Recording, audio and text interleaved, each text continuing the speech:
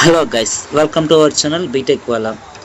So చాలామంది మన వీడియోస్కి తెలుగులో ఎక్స్ప్లెయిన్ చేయమని కోరుతున్నారు. సో వారి ఇష్టపరంగా మనం ఈరోజు నుంచి తెలుగులో చెప్పుకోబోతున్నాం. సో మీకు ఏమైనా డౌట్స్ ఉంటే ఒక మీ ఫ్రెండ్ లాగా అనుకొని అడగండి. మనం ఇంతకుముందు సెక్షన్లో బ్యాచ్ ఆపరేటింగ్ సిస్టమ్ మరియు మల్టీ ప్రోగ్రామింగ్ ఆపరేటింగ్ సిస్టమ్ నేర్చుకున్నాం. ఈ సెక్షన్లో time sharing operating system and multi processor operating system అనేవి నేర్చుకుందాం. సో మనం బ్యాచ్ ఆపరేటింగ్ సిస్టమ్ అంటే తెలుసు మనకి, and multi programming operating system అంటే తెలుసు. సో మళ్ళీ ఒక క్విక్ రిక్యాప్ చేసుకుందాం. సో బ్యాచ్ ఆపరేటింగ్ సిస్టమ్ అంటే ఏంటిది మెయిన్గా? సో అక్కడ జాబ్స్ ఉంటాయి, ఆ జాబ్స్ ఏమైతే సిమిలర్ ఉంటాయో అవి ఒక బ్యాచ్లుగా చేసి ఎగ్జిక్యూట్ చేస్తాం. సో టుగెదర్ ఎగ్జిక్యూట్ చేయడం వల్ల ఏమవుతుంది, మనకు టైం అనేది సేవ్ అవుతుంది. సో దీంట్లో డిసడ్వాంటేజ్ ఏంటి? సో ఈ డిబగ్ చేయడానికి చాలా కష్టంగా ఉంటుంది, మరి కాస్ట్లీ కూడా. సో ఆపరేటర్ అనేది ఈ యొక్క బ్యాచ్ సిస్టమ్ గురించి అవేర్ అయి ఉండాలి. సో ఈ డిసడ్వాంటేజ్ని ఓవర్కమ్ చేయడానికి మనం ఇంట్రొడ్యూస్ చేసాం multi programming operating system. So ఇందులో కూడా డిసడ్వాంటేజెస్ ఉన్నాయి. సో ఇందులో మెయిన్ డిసడ్వాంటేజ్ ఏంటిది? ఇప్పుడు ఒక జాబ్ అనేది అందులో ఎగ్జిక్యూట్ అవుతుంటే, సో అంతకన్నా నెక్స్ట్ అది వెయిటింగ్ లిస్ట్లో పోయినప్పుడు అందులో ఒక రెడీ క్యూలో ఉంటాయి. అన్ని రెడీ క్యూలో ఉన్నప్పుడు మన యొక్క షెడ్యూలర్ అవసరం ఉంటుంది. సో ఏ జాబ్ ఫస్ట్ ప్రిఫరెన్స్ ఇస్తాం? సో ఇక్కడ జాబ్ 1 ఫస్ట్ వెళ్ళిపోద్ది, కాకపోతే మనకి జాబ్ 3 అనేది చాలా ఇంపార్టెంట్. ఫర్ ఎగ్జాంపుల్ అనుకుందాం, ఇక్కడ జాబ్ ఎన్ వరకు ఉంది కదా, సో నాకు జాబ్ ఎన్ అనేది చాలా ఇంపార్టెంట్. సో ఫస్ట్ ఎగ్జిక్యూట్ కావాలి. బట్ ఈ ఆఫీస్ సిస్టంలో ఏం జరుగుతుంది? జాబ్ 1 అవుతుంది, నెక్స్ట్ జాబ్ 2 అవుతుంది, నెక్స్ట్ జాబ్ 3, అట్లా ఒకదాని తర్వాత అట్లా రెడీగా ఒక క్యూ ప్రకారం వెళ్ళిపోతాయి. కాబట్టి నాకు జాబ్ ఎన్ అనేది ఇంపార్టెంట్ కాబట్టి అది ఫస్ట్ ఎగ్జిక్యూట్ కావాలి. సో ఈ ఆపరేటింగ్ సిస్టంలో ఇది ఒక డిఫాల్ట్ ఉంది. సో ఈ డిఫాల్ట్ని ఓవర్కమ్ చేయడానికి మనకు coming to the picture time sharing operating system అనేది కొత్తగా ఇంట్రొడ్యూస్ చేయడం జరిగింది. సో ఎప్పుడైతే ఒక ఆపరేటింగ్ సిస్టమ్ అనేది ఫెయిల్ అవుతుందో, సో అందులో ఒక డిఫాల్ట్ అనేది, ఒక డిసడ్వాంటేజ్ అనేది మనకు దొరుకుతుందో, అప్పుడే కొత్త ఇన్వెన్షన్ అనేది జరుగుతుంది. సో ఇక్కడ మనం బ్యాచ్ ఆపరేటింగ్ సిస్టంలో మనకి యూటిలైజేషన్ అనేది తక్కువ ఉండడం వల్ల మల్టీ ప్రోగ్రామింగ్ వచ్చింది. మల్టీ ప్రోగ్రామింగ్లో ఇందులో కూడా మనకు డిసడ్వాంటేజెస్ ఉంది. సో ఇందులో కూడా డిసడ్వాంటేజ్ ఉండడం వల్ల మనం ఇంకో కొత్తగా ఏం తీసుకొచ్చాం? టైమ్ షేరింగ్ ఆపరేటింగ్ సిస్టమ్ అనేది తీసుకొచ్చాం. సో మెయిన్గా టైమ్ షేరింగ్ ఆపరేటింగ్ సిస్టమ్ అంటే ఏంటిది? So time sharing operating system అంటే పెద్దగా ఏం లేదు. సో నేను సింపుల్గా చెప్తానండి. ఫస్ట్ ఇక్కడ ఏముందో చూద్దాం. In this operating system allow multiple user to share the system simultaneously. Each user to provide a time slice and the process switches rapidly among the users according to it. More than one process are being executed at a particular time with the help of the time sharing concept. So in the time sharing environment, we decide a time that is called time quantum. So the important word underline, time quantum. And when the process starts its execution, when the execution continues for only the amount of the time, and after that other person will be given chance for the amount of time only. The next cycle, the first person will again come for this execution and it will be executed for the time quantum only, and again next person will come. This process will continue. So ఇక్కడ మీకు అర్థమయ్యే ఉంటుంది. So time sharing or multi tasking, so రెండుగా పిలవచ్చు.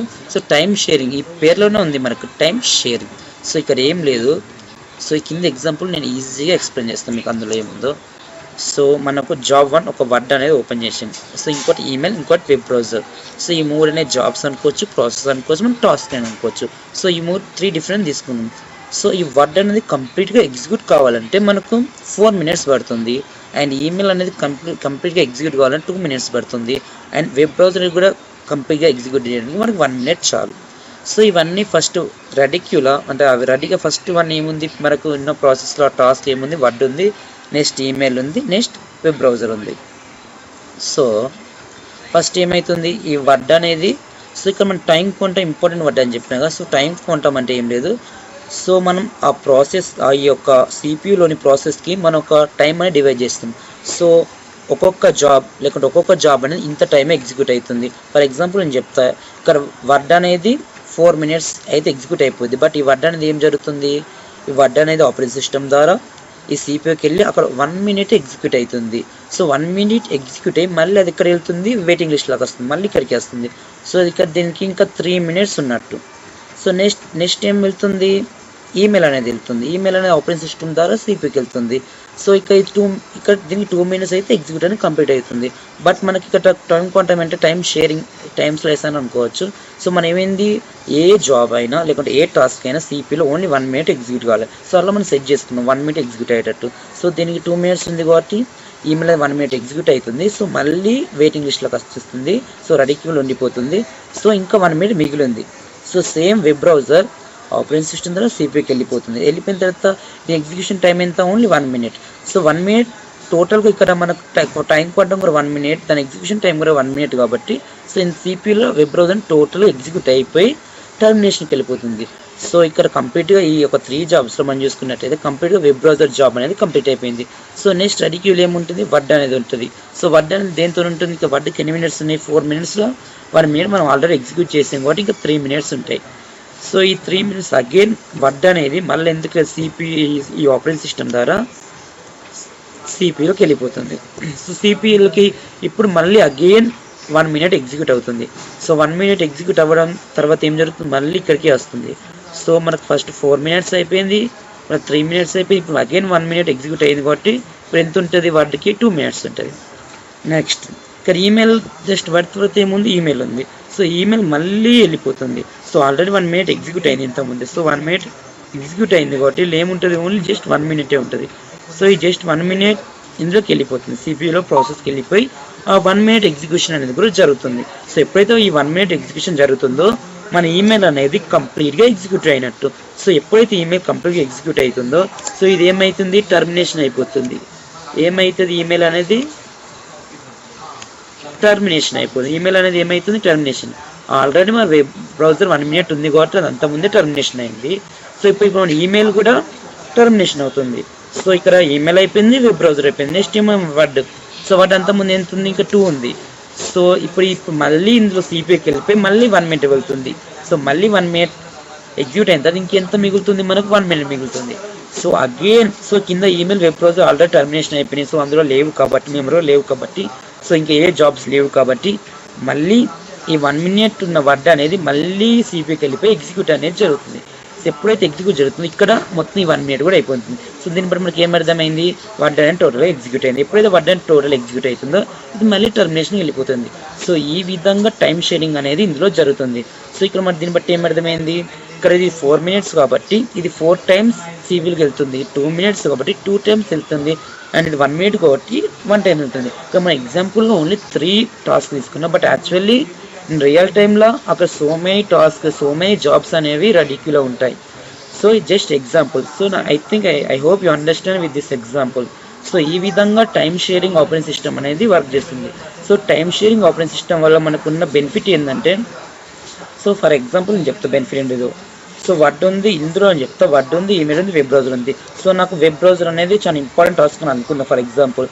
So మనం multi programming operation అంతకుముందు చెప్పిన multi programming operating system తీసుకుంటే సో ఫస్ట్ వాళ్ళు ఏముంది, సో వర్డ్ ఒకవేళ వెళ్తే ఇది కంప్లీట్ అయ్యే వరకు ఇంకో ఎగ్జిక్యూట్ అవ్వడానికి ఛాన్స్ లేదు. సో ఇందులో అట్లా కాదు. ఇప్పుడు నాకు వెబ్ బ్రౌజర్ అనేది ఇంపార్టెంట్. సో వర్డ్ వెళ్ళింది, 1 minute తర్వాత మళ్ళీ వచ్చింది, ఈమెయిల్ వెళ్ళింది, 1 minute తర్వాత ఎగ్జిక్యూట్ అయ్యి మళ్ళీ వచ్చింది. సో వెబ్ బ్రౌజర్ సో నాకు ఇంపార్టెంట్ కాబట్టి ఇది కంప్లీట్గా ఎగ్జిక్యూట్ అయింది. సో ఇక్కడ ఏమవుతుంది, అన్నిటికీ ఈక్వల్ ఇంపార్టెన్స్ ఇస్తున్నాం, ప్లస్ అన్నిటిని తీసుకెళ్తున్నాం. మన ఇంపార్టెంట్ అయిన దానికి కూడా ఛాన్స్ వస్తుంది. అదే వేరే ఆపరేటింగ్ సిస్టమ్ అనుకో, ఏదైతే మనకి ఇంపార్టెంట్ ఉన్న జాబ్ అనేది లాస్ట్గా ఉంటే అన్ని జాబ్స్ ఎగ్జిక్యూట్ చేసే వరకు చాలా టైం పడుతుంది. సో మన ఇంపార్టెంట్ అనేది అక్కడనే స్టక్ అవుతుంది. సో ఇందులో మనకు ఇంపార్టెంట్ అయిన టాస్క్ అనేది దేనికైతే ఎక్కువ ప్రిఫరెన్స్ ఉంటుందో, మనకి ఏదైతే ఇంపార్టెంట్ టాస్క్ ఉంటుందో అది దానికి కూడా ఛాన్స్ దొరుకుతుంది. సో అది కూడా ఫస్ట్గా ఎగ్జిక్యూట్ అవుతుంది. లేకుంటే ఏ ప్రాసెస్కి లేకుంటే ఏ జాబ్ కంటే తక్కువ టైం ఉంటుందో అది ఫస్ట్ ఎగ్జిక్యూట్ అయిపోతుంది. ఇప్పుడు ఇంకో అడ్వాంటేజ్ కూడా చెప్తే ఇక్కడ ఏంటంటే, ఇప్పుడు వర్డ్ 4 minutes ఉంది, వెబ్ బ్రౌజర్ 1 minute ఉంది.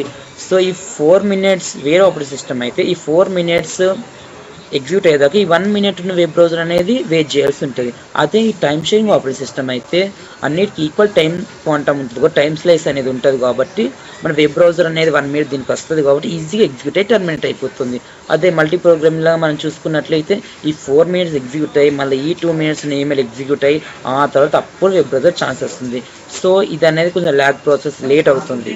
సో ఇది తక్కువ టైంలో ఎగ్జిక్యూట్ అయ్యే వెబ్ బ్రౌజర్ అంత టైం ఎందుకు ఆగాలి, సో ఆగడం అవసరం లేదు కదా, చిన్నది కదా ఇది. సో ఈ విధంగా ఈ టైం షేరింగ్ ఆపరేషన్స్ ఒక అడ్వాంటేజెస్ అని మనం ఈ విధంగా చెప్పుకోవచ్చు. I hope you understand from this. So ఇందులో కూడా కొన్ని అడ్వాంటేజెస్ ఇచ్చారు, మనం ఏందో చూద్దాం. Since quick time quantum is given to each place, so each person gets equal opportunity to execute. So మనం ఆల్రెడీ చెప్పుకున్నాం. సో టైం క్వాంటం ఇవ్వడం వల్ల అన్నిటికీ ఈక్వల్ ఆపర్చునిటీ వస్తుంది. సో సిపి అనేది అబ్సల్యూట్లీ బిజీగా ఉంటుంది, ఎప్పుడు రన్ చేసుకుంటా నడుచుకుంటా తిరుక్కుంటూ ఉంటుంది కాబట్టి అది అబ్సల్యూట్లీ ఎప్పుడు బిజీ ఉంటుంది. మనం హై యూటిలైజేషన్ ఆఫ్ సిపి కూడా ఇందులో మనం చేసుకోవచ్చు. Next, provides the advantage of quick response, alias duplicate software and reduce CPU idle time. అంటే సిపియు అనేది ఖాళీగా ఉండడానికి ఉండదు ఇందులో. సో ఐడిల్ టైం అనేది రెడ్యూస్ చేస్తా, ఎక్కువగా వర్క్ అవ్వడం మీన్స్ ఏంటిది, అది ఐడియల్గా ఉండకపోవడమే కదా. సో అది మనం చెప్పుకొచ్చేది. మరి డిసడ్వాంటేజెస్ అడ్వాంటేజ్ చూసాం మనం. సో ఎక్కడైతే అడ్వాంటేజెస్ ఉంటే డిసడ్వాంటేజెస్ ఉంటాయి కదా. సో డిసడ్వాంటేజెస్ చూద్దాం. సో డిసడ్వాంటేజ్ ఏంటి, reliability problem. One must have to take care of the security and integrity of the user programs and data communication problem. So ఇక్కడ ఏముంది మనం ఇలా చూసుకున్నట్లయితే ఇందులో 3 జాబ్స్ ఉన్నాయి. సో ఇందులో మెయిన్ డిసడ్వాంటేజ్ అంటే డేటా ఆ 3కి ఉన్న డేటా కమ్యూనికేషన్ ప్రాబ్లం కావచ్చు, లేకుంటే మన సెక్యూరిటీ వీటి ఇంటిగ్రేషన్ చేసేటప్పుడు మనకు సెక్యూరిటీ ప్రాబ్లమ్స్ అనేవి రావచ్చు. సో ఇది జస్ట్ ఈ డిసడ్వాంటేజ్ మన టైం షేరింగ్లో ఉన్నాయి. మరి టైం షేరింగ్ ఆపరేటింగ్ సిస్టమ్కి ఎగ్జాంపుల్స్ ఏంటంటే మనం యూజ్ చేసే Unix, famous one and Multics are the examples of the time sharing operating system. So this are the things that will learn in the time sharing operating system. So మీకు అర్థమైంది అనుకుంటా time sharing operating system అంటే ఏమిటో. So next మనం multi processor operating system అనేది చూద్దాం. So multi processor operating system అంటే కూడా ఏం లేదు, ఇది కూడా చాలా సింపుల్ వేలో ఎక్స్ప్లెయిన్ చేస్తాం. జస్ట్ కొంచెం కాన్సన్ట్రేట్గా వినండి, ఇది కూడా వెరీ సింపుల్. ఫస్ట్ మనం అక్కడ ఏముందో చూద్దాం. This operating system have multiple processors working together in parallel. These processors share the system source such as a bus, clock, memory, etc. The main advantage of multiple system is to get more work done in a shorter period of time. Moreover, multiple system prove more reliable in the situation of failure of one processor. And examples are Windows NT 2000, XP and Unix are the example for the multiprocessor operating system. So ఇక్కడ multi processor అంటే కూడా పెద్ద ఏం లేదు. So very simple. ఇంతకుముందు మనం ఏం నేర్చుకున్నాం, టైం షేరింగ్ ఆపరేటింగ్ సిస్టమ్ నేర్చుకున్నాం. టైం షేరింగ్ అనేది టైం అనేది ఒక టైం క్వాంటం ఉంటుంది, ఒక్కొక్క ప్రాసెస్కి లేకుంటే ఒక్కొక్క జాబ్కి ఒక్కొక్క టైం ఇస్తుంది, ఒక్కొక్క టైంతో ఎగ్జిక్యూట్ చేస్తుంది. సో ఇందులో మనం నేర్చుకున్నాం. సో ఇందులో ఏం లేదు, ఒక 2 జాబ్స్ అని ఎట్ ఏ టైం ఎగ్జిక్యూట్ అయితే విత్ డిఫరెంట్ ప్రాసెసర్లో. సో మనకు ఒక మిత్ ఉంది, అంటే ఒక ఫ్యాక్ట్ ఏంటిదంటే 2 జాబ్స్ ఎట్ ఏ టైంలో ఎగ్జిక్యూట్ అనేవి కావు. ఒకే ప్రాసెసర్లో 2 జాబ్స్ ఎట్ ఏ టైంలో ఎగ్జిక్యూట్ అనేవి జరగదు. బట్ ఇందులో మల్టీ ప్రాసెసర్ ఆపరేటింగ్ సిస్టంలో ఏం జరుగుతుందంటే, సో ఇందులో కూడా ఒకటే ప్రాసెసర్ అనేది ఎగ్జిక్యూట్ చేయం, 2 ప్రాసెసర్ తీసుకుంటాం. 2 జాబ్స్ అనేవి 2 ప్రాసెస్లో similar time at the same time with same సెకండ్స్లో ఎగ్జిక్యూట్ అనేది జరుగుతుంది. సో నేను ఎగ్జాంపుల్ ఎక్స్ప్లెయిన్ చేస్తాను. If we take this is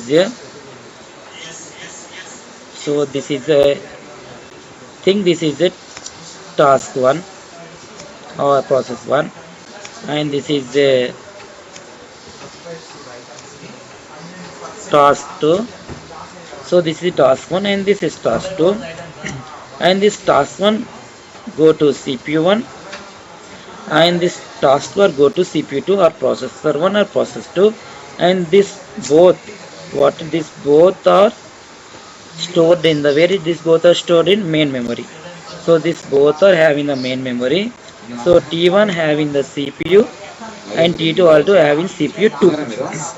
so ఇక్కడ టాస్క్ 1 తీసుకున్నాం, టాస్క్ 1 అనేది తీసుకున్నాం, మనం టాస్క్ 2 అనేది తీసుకున్నాం. టాస్క్ 1 అనేది ఇందులో ఉంది, CPU 1లో ఉంది. టాస్క్ 2 అనేది ఇందులో ఉంది, CPU 2 వెళ్తుంది. సో మెయిన్గా ఈ 2 ఎందులో ఉన్నాయి, మెయిన్ మెమరీలో ఉన్నాయి. సో ఈ CPU 1లో టాస్క్ 1 మరియు CPU 2లో టాస్క్ 1 విత్ సెకండ్స్ సేమ్ టైంలో 2 ఒకేసారి ఎగ్జిక్యూట్ అవుతాయి. ఇలా సేమ్ టైంలో ఒకేసారి ఎగ్జిక్యూట్ అయ్యేదాన్ని సో ఎందులో అయితే అవుతుందో ఆ ఆపరేటింగ్ సిస్టమ్ని మనం మల్టీ ప్రాసెసర్ ఆపరేటింగ్ సిస్టమ్ అన్నాం. ఇక్కడనే మనం చూడొచ్చు మల్టీ అంటే many processor operating system. So multi processor అంటే ఒకేసారి చాలా ప్రాసెసర్ అనేది ఆపరేట్ అనేది జరుగుతుంది. సో మన నేమ్లోనే ఉంది మల్టీ ప్రాసెసర్ ఆపరేటింగ్ సిస్టమ్ ఏంటంటే, సో చాలా ప్రాసెస్ కానీ చాలా టాస్క్లు కానీ డిఫరెంట్ ప్రాసెసర్లో లేకుంటే డిఫరెంట్ సిపిఎస్లో ఒకటేసారి ఎగ్జిక్యూట్ చేయడం, సేమ్ టైంలో ఎగ్జిక్యూట్ చేయదాన్ని మనం మల్టీ ప్రాసెసర్ ఆపరేటింగ్ సిస్టమ్ అనేది అంటాం.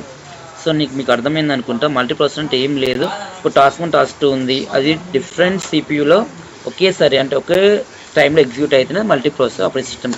సో అంతే, ఇక దీని గురించి చెప్పుకోవడానికి పెద్ద ఏం లేదు. సో నేను అనుకుంటా మీకు బెటర్గా అర్థమైందని అనుకుంటా. ఇఫ్ మీకేం డౌట్స్ ఉంటే ఒక ఫ్రెండ్లా అనుకొని ప్లీజ్ కామెంట్, ఏమైతే డౌట్స్ ఉన్నాయో కామెంట్ చేయండి, ఖచ్చితంగా రిప్లై అనేది ఇస్తాను.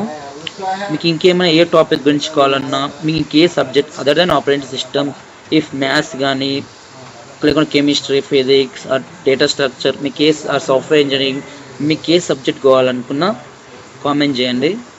సో మీకు అర్థమైందని అనుకుంటా.